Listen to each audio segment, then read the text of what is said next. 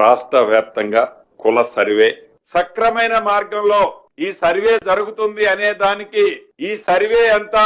ఒక బోగస్ రాజకీయ లబ్ధి కోసం వారి ఉనికికి ప్రమాదం అయింది అనే ఆలోచనతో వారి ఉనికే ప్రశ్నార్థకంగా మారుతున్న ఈ తరుణంలో దాని మీద ఒక రాజకీయ రంగు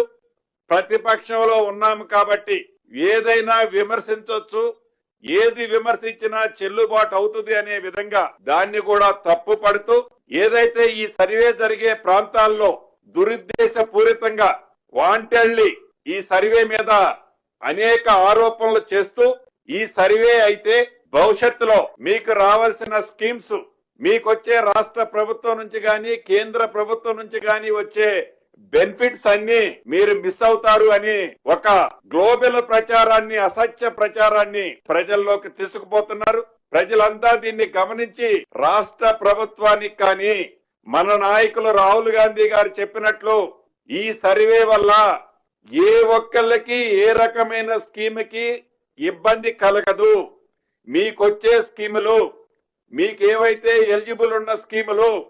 తప్పకుండా ఈ సర్వే వలన మీరు ఫోర్గో అయ్యేది ఉండదు అని చెప్పటానికే ఈరోజు ఈ ప్రెస్ మీట్ లోకి నేను రావటం జరిగింది. కాబట్టి ప్రతి ప్రాంతంలో